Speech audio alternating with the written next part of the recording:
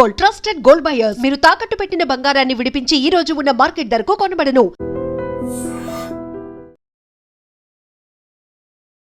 నమస్తే, welcome to I dream talking point with కవిత.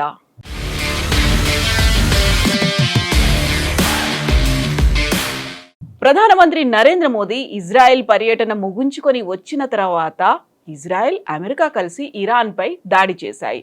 ఈ వ్యవహారం అంతా ప్రధానమంత్రి నరేంద్ర మోదీకి తెలుసా? ఇజ్రాయెల్ ప్రధాని నెతన్యాహు మోదీకి ఈ విషయాన్ని ఏమైనా చెప్పారా? ఇప్పుడు సోషల్ మీడియాలో విపరీతమైనటువంటి చర్చ జరుగుతోంది.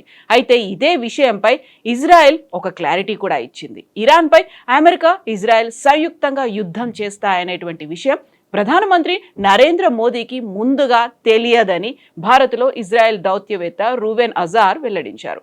ఇజ్రాయెల్లో ప్రధాని మోదీ ఫిబ్రవరి 25, 26 తేదీల్లో పర్యటించే నాటికి అసలు ఈ విషయంపై ఎలాంటి చర్చ తమకు లేదని ఆయన చెప్పారు. ఆయన తిరిగి భారత్కు చేరుకున్న 2 రోజుల తర్వాత ఫిబ్రవరి 28 ఉదయం ఇజ్రాయెల్ భద్రతపై జరిగిన మంత్రివర్గ సమావేశంలో దీనిపై నిర్ణయం తీసుకున్నారని ఆయన తెలిపారు. ఇరాన్పై దాడి కార్యాచరణ అవకాశంగా రూబెన్ పేర్కొన్నారు. వాస్తవానికి ప్రధాని మోదీ పర్యటనలో ప్రాంతీయ అభివృద్ధి సహా ఇరు దేశాల ద్వైపాక్షిక సంబంధాలపై చర్చించాం. కానీ ఆయనతో ఈ విషయాన్ని, అంటే యుద్ధం విషయాన్ని షేర్ చేసుకోలేదు. ఎందుకంటే వాస్తవానికి అప్పటికి ఆ విషయం మాకు కూడా తెలీదు అని అజార్ వ్యాఖ్యానించారు. మోదీ ఇజ్రాయెల్ నుంచి వచ్చేసిన తర్వాత తమకు ఆ అవకాశం చిక్కిందని తెలిపారు. ఈ మేరకు ఆయన ఇండియన్ ఎక్స్ప్రెస్తో మాట్లాడారు. ఇరాన్లో ఏం జరుగుతుందో తెలుసుకునేందుకు బలమైన ఇంటెలిజెన్స్ను వినియోగించినట్టుగా తెలిపారు. ఇరాన్ సైనిక సామర్థ్యం, తదుపరి ఉద్దేశాలు, నిర్ణయాలు తీసుకునే విషయంలో ఎవరి పాత్ర ఎంత ఉంది, ఎవరెవరు చర్చల్లో పాల్గొంటున్నారు, ఖచ్చితంగా ఎక్కడ, ఏ ప్రాంతంలో సమావేశాలు నిర్వహిస్తున్నారు, ఎంతమంది అక్కడ పార్టిసిపేట్ చేస్తున్నారు, ఇలా అన్ని విషయాలు తెలుసుకున్నాం అని ఆయన చెప్పారు. ఇజ్రాయెల్కు ముప్పు ఉన్న కారణంగానే కొన్ని సంవత్సరాలుగా నిఘా కోసమే $1 బిలియన్ పెట్టుబడిగా పెట్టాం. ఈ క్రమంలో ఇరాన్ వైమానిక రక్షణ వ్యవస్థలను అధిగమించే సాంకేతికతను, సైన్యాన్ని అభివృద్ధి చేసుకున్నాం. కేవలం ఇరాన్ నుంచే కాకుండా ఆ దేశ ప్రోద్బలంతో ఇతర సంస్థలు చేసే దాడుల నుంచి కూడా రక్షించుకునేందుకే చర్యలు తీసుకున్నామనేటువంటి ప్రకటనని అజార్ చేశారు.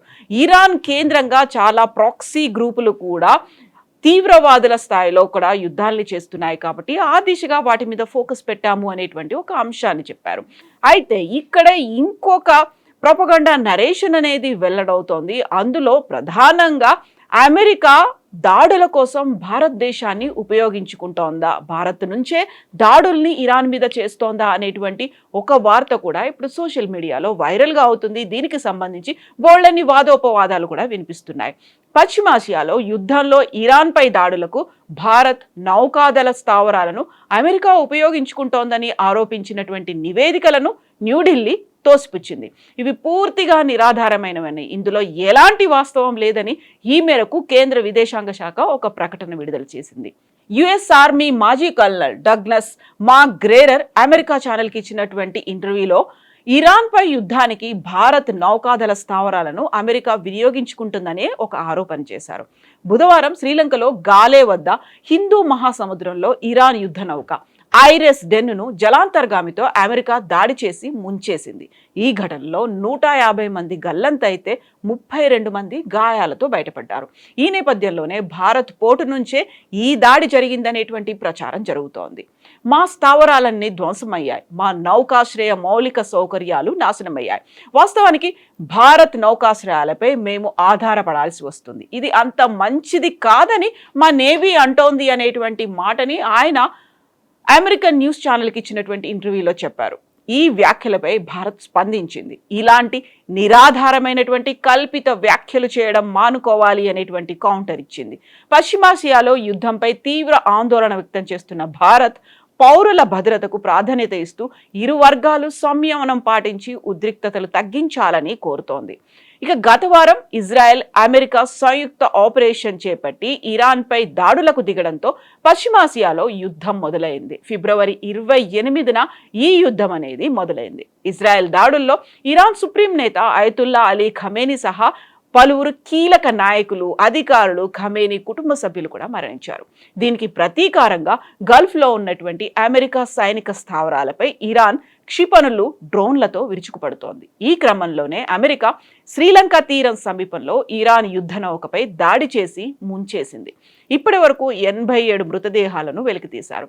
గత నెల విశాఖపట్నంలో జరిగినటువంటి మిలాన్ 2026 కోసం వచ్చినటువంటి ఈ నౌక స్వదేశానికి తిరిగి వెళ్తున్న సమయంలోనే దాడికి గురైంది.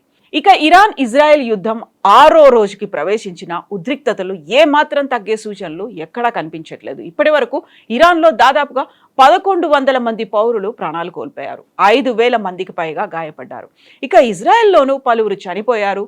అమెరికా 6 సైనికుల్ని కోల్పోయింది. 6 రోజుల్లోనే యుద్ధ భయంతో 1,00,000 మంది ఇరాన్ను వీడినట్టుగా నివేదికలు అందుతున్నాయి. అయినప్పటికీ కూడా శాంతి చర్చలు ఉండవు అనేటువంటి మాటని 3 దేశాలు కూడా గట్టిగానే చెప్తున్నాయి. అమెరికా ఇజ్రాయెల్ చేస్తున్నటువంటి దాడుల్ని తమ దగ్గర ఉన్నటువంటి డ్రోన్లతో తిప్పికొడుతోంది. డ్రోన్ల మీద అటాక్స్ కోసం క్షిపణులను కూడా ఉపయోగించాల్సినటువంటి పరిస్థితులు అయితే వస్తున్నాయి. ఎక్కడ ఎవరు తగ్గేదేలే అని చెప్పినప్పటికీ కూడా ఒక రకంగా ఆర్థిక నష్టం, ఆయుధ నష్టం, ప్రాణ నష్టం కూడా జరుగుతుందిలే. అమెరికాకు ఆయుధాలు, ఆర్థిక నష్టం తీవ్రంగా అవుతోంది అనేటువంటి వార్తలు కూడా వస్తున్నాయి.